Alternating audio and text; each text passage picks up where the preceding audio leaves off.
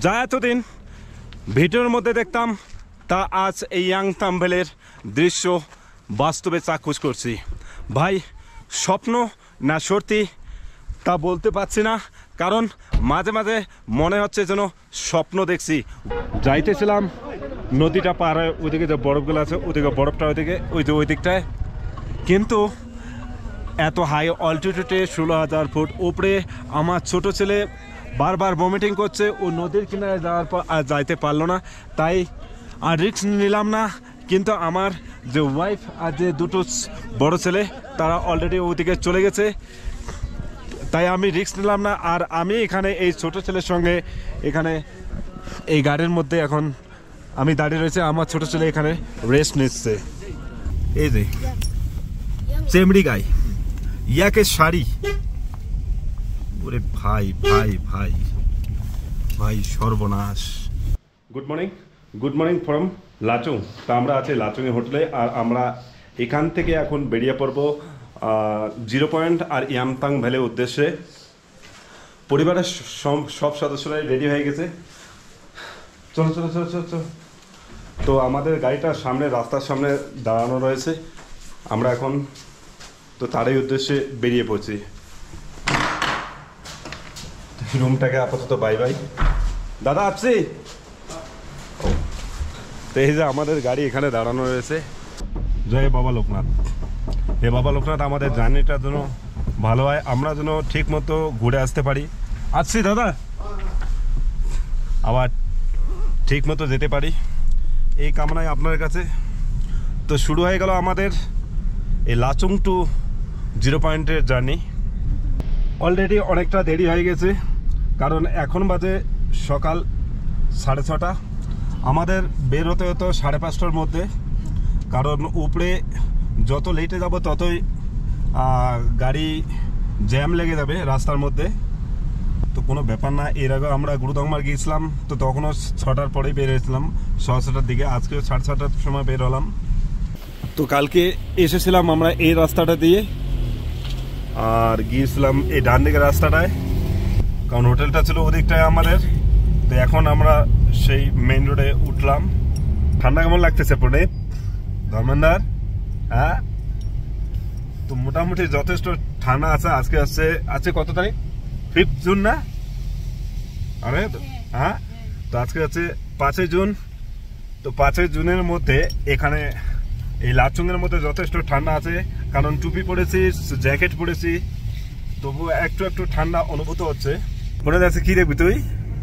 হ্যাঁ, বরফ? জীবনে বরফ দেখছিস কোনোদিন? হ্যাঁ, বরফ কোথায় দেখছিস শুনি? না ফ্রিজের না, এমনি এমনি দেখছিস? ন্যাচারাল বরফ দেখছিস? দেখিস নাই? তো রাস্তার যদি আপডেট দিই, তাহলে রাস্তার অবস্থা এখনো পর্যন্ত বিশেষ ভালো নেই, কারণ গার্ডওয়াল তৈরি হচ্ছে, আবার কোনো কোনো জায়গায় রাস্তা যথেষ্ট খারাপ আছে, পিচ টিচ সব উঠে গেছে। এই জার্নির মধ্যে এবারে প্রথম সূর্যের আলো দেখতে পেলাম। ওই যে সামনে যে বড় পাহাড়টা, ওই পাহাড়টার মধ্যে প্রথম সূর্যের আলো। আর ভাই রাস্তাটা একবার দেখেন, এই যে কত বড় বড় পাথরগুলো রাস্তার পাশেই, বিশাল বড় প্রকাণ্ড একটা পাথর। আরে বাপ রে বাপ! এটা হচ্ছে জলধারা। এই হারা ভরা সবুজে মোড়ানো পাহাড়গুলাকে কত সুন্দর লাগছে। তো এখান থেকে ইয়াংথাং ভ্যালির দূরত্ব আছে 14 কিলোমিটার মতো। আর ভাই ওই উপরে দেখেন, ওই পাহাড় চূড়াটার উপরে ওই ক্লাউডগুলো,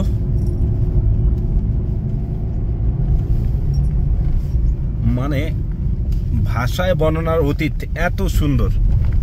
এই নর্থ সিকিম। পনেত, এই পনেত, পনেতকে উঠা উঠা উঠো।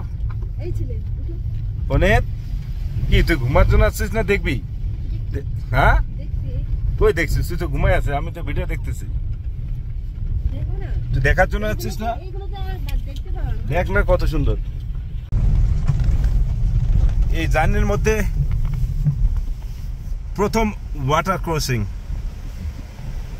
এই লাচুং থেকে ইয়াংথাং ভ্যালি যাওয়ার পথে এই যে ওয়াটার ক্রসিং চলে ভাই, শুদ্ধ জলধারা, যা বরফ থেকে এই জলধারা আসছে। একবার দৃশ্যটা দেখেন ভাই, গজব গজব। এক তো ভাঙাচোরা রাস্তা, অনেক যিনি ড্রাইভ করছেন অনেক কষ্ট করে ড্রাইভ করছেন, কিন্তু প্রকৃতির যে এত সুন্দর, এত অনাবিল সৃষ্টি হতে পারে তা এ সমস্ত জায়গায় না এসে বুঝতে পারবেন না। হ্যাভেন, স্বর্গ কোথায় আছে? এই নর্থ সিকিমে আছে হ্যাভেন। এগুলাকেই বলা যায় স্বর্গ, কারণ বরফিলা চট্টান, আর একদিকে হচ্ছে ছোট তিস্তা রিভার এদিকটায়, আর একদিকে হচ্ছে এই বাঞ্জার জমিন, মানে এই যে বাঞ্জার জমিন তো না, বড় বড় বিশাল বিশাল একটা প্রকাণ্ড পাথর খণ্ড।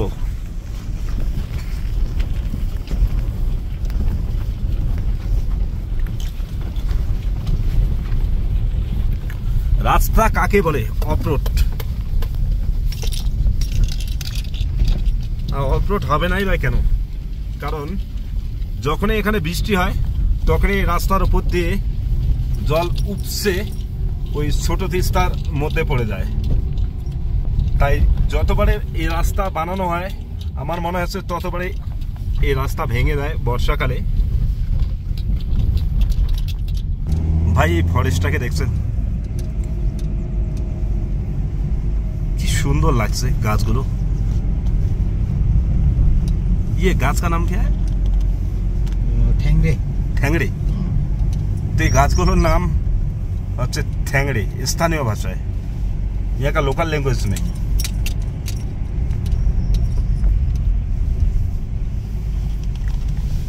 তো এই পথে যেতে যেতে এই প্রথম একটু ব্রেক নিলাম।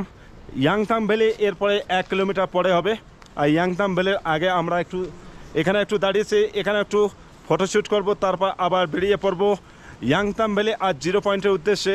আর ভাই এখানে প্রকৃতির নৈসর্গিক দৃশ্যটাকে একবার দেখেন, জাস্ট অসাধারণ। এদিকেও বরফিলা চট্টান, এদিকেও বরফিলা চট্টান, আর উপরে সেই ক্লাউডগুলো, জাস্ট অসাধারণ মুহূর্ত। তো এখানে একটু ফটোশট আমরা শ্যুট করব, তারপর বেরিয়ে পড়বো আমাদের ডেস্টিনেশনের উদ্দেশ্যে। কি হয়েছে তোর? বসে আছিস কেন? হ্যাঁ, বসে আছিস কেন? হ্যাঁ, অসুবিধা লাগতেছে? ধর্মেন্দ্র তোর ভালো লাগতেছে? দেখতে পাচ্ছেন এই যে ইয়াক মানে চেমড়ি গাই, এই নর্থ সিকিমের মধ্যে এই যে চেমড়ি গাই। ওরে ভাই ভাই ভাই ভাই, সর্বনাশ! এগুলো শুধুমাত্র নর্থ সিকিমের মধ্যে দেখা যায়। এই যে কত সুন্দর ইয়াকের শাড়ি।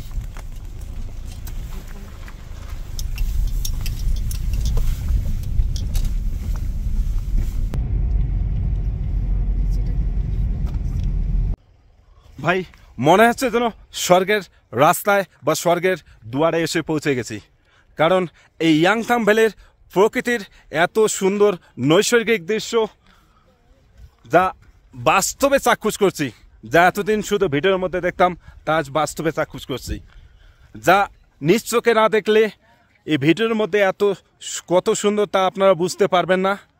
আপনারা ইচ্ছা করলে আসতে পারেন এই ইয়াংথাং ভ্যালি, নর্থ সিকিম বিভিন্ন জায়গা। ভাই অসাধারণ মুহূর্ত, অসাধারণ সব জায়গা।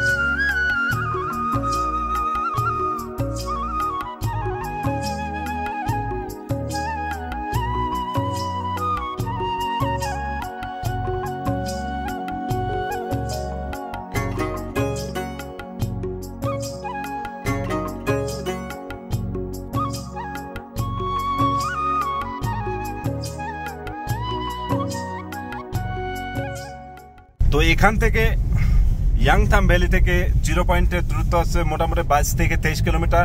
এরপরে হচ্ছে এই ইয়াংথাং ভ্যালির পরে হচ্ছে শিব মন্দির, আর তারপরে পড়বে হচ্ছে 0 পয়েন্ট। তো শিব মন্দির পার হওয়ার পর যতই উপরের দিকে উঠে চলেছি ততই আমাদের একটু একটু করে আমার কমসে কম আমার একটু একটু করে শ্বাস নিতে প্রবলেম হচ্ছে একটু। কারণ এখানে প্রবলেম হবে না বা কেন, এক তো বাঞ্জার জমিন, বরফিলা পাহাড়, তো শ্বাস নিতে তো অক্সিজেনের মাত্রা কম হবে, শ্বাস নিতে তাই একটু প্রবলেম হবে। একটাই প্লাস পয়েন্ট, একটাই শুধু সাহস যে 17,800 ফুট উপরে গিয়েছিলাম গুরুদংমা লেকে, আর সেখানে স্টে করেছিলাম 50 মিনিট থেকে 1 ঘন্টার মতো। এইটুকুই মনের মধ্যে সাহস। আর ভাই ওই সামনের বরফিলা পর্বতটাকে দেখেন, কি বলবো, কোনো বলার ভাষা নেই, শুধু উপভোগ করছি। ভাই অনেকটা উঁচুতে এসেছি, অনেকটা হাই অল্টিটিউডে এসেছি, মনে হচ্ছে সমুদ্রপৃষ্ঠ থেকে প্রায় 13,000 ফুট উপরে এসেছি, 13 থেকে 13,500 ফুট উপরে এসেছি।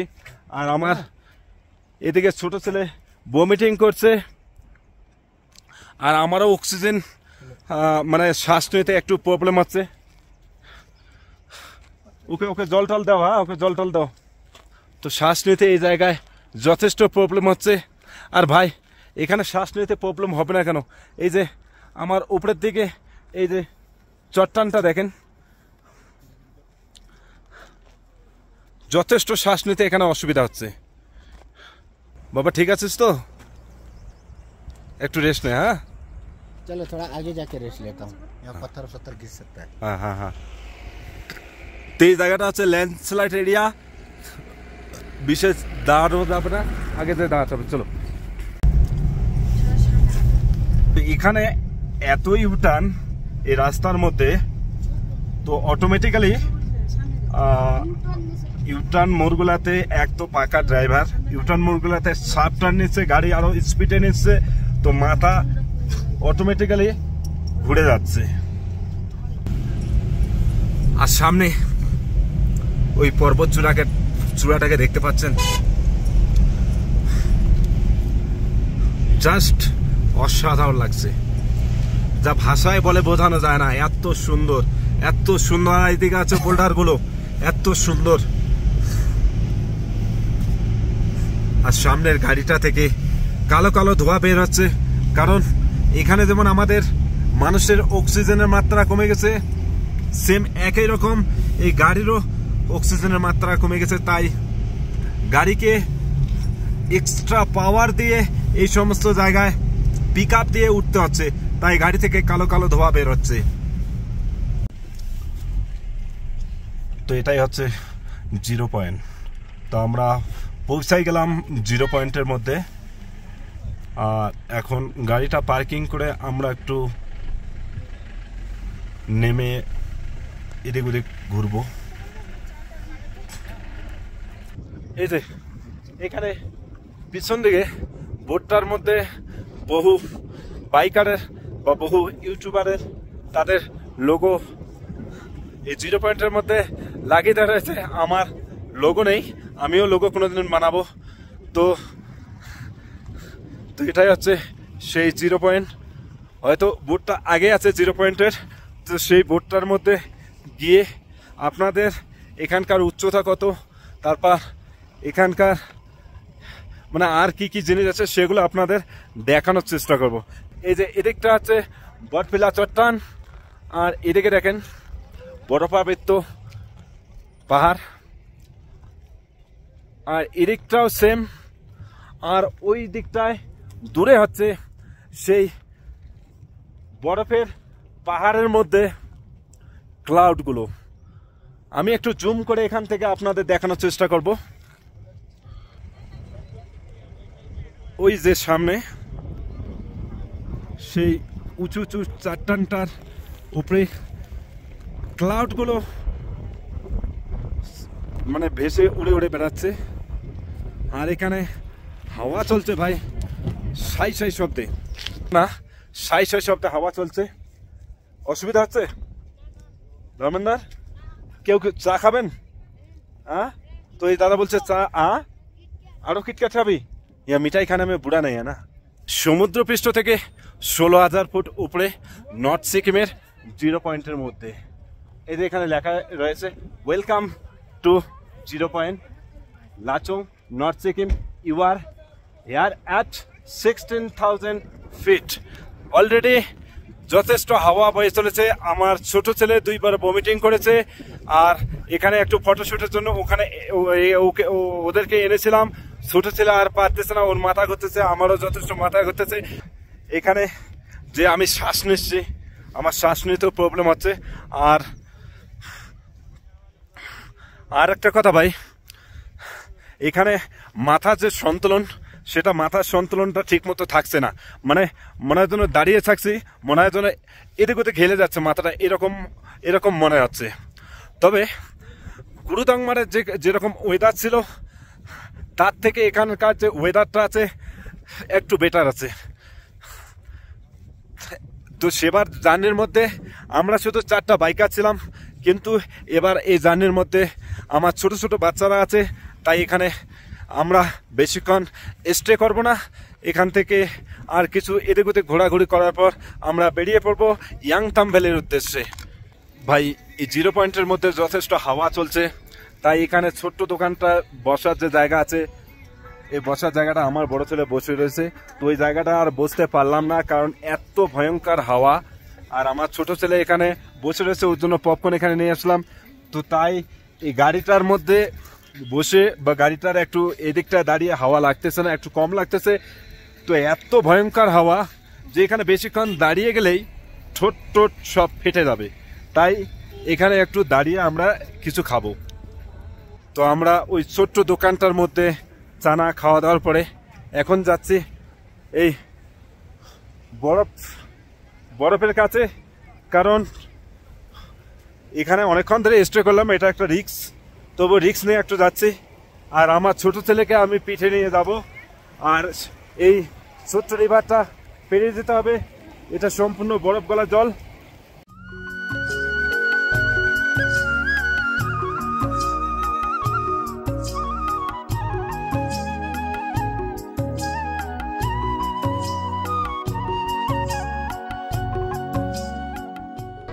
তো আমি যাইতেছিলাম নদীটা পার হয়ে, ওইদিকে যে বরফগুলো আছে, ওইদিকে বরফটা ওইদিকে ওই দিকটায়। কিন্তু এত হাই অল্টিটিউডে 16,000 ফুট উপরে আমার ছোট ছেলে বারবার ভমিটিং করছে, ও নদীর কিনারে যাওয়ার পর আর যাইতে পারলো না। তাই আর রিস্ক নিলাম না। কিন্তু আমার যে ওয়াইফ আর যে দুটো বড় ছেলে, তারা অলরেডি ওইদিকে চলে গেছে, তাই আমি রিস্ক নিলাম না। আর আমি এখানে এই ছোট ছেলের সঙ্গে এখানে এই গাড়ির মধ্যে এখন আমি দাঁড়িয়ে রয়েছে, আমার ছোট ছেলে এখানে রেস্ট নিচ্ছে। তো বন্ধুরা, আমার ব্লগ আর আজকে বেশি বাড়াবো না। তো এই খুব সুন্দর 0 পয়েন্টের জার্নি আমি এখানে এই 0 পয়েন্টের মধ্যে শেষ করব। তো বন্ধুরা, আমার ব্লগস যদি আপনাদের ভালো লাগে তো প্লিজ একবার লাইক শেয়ার আর কমেন্ট করে দেবেন, ওর সঙ্গে সঙ্গে আমার চ্যানেলটাও সাবস্ক্রাইব করে দেবেন। তো বন্ধুরা, মিলতেছি কোনো নতুন ব্লগ, কোনো নতুন ডেস্টিনেশনে। তো Babai, take care and see you in next blog.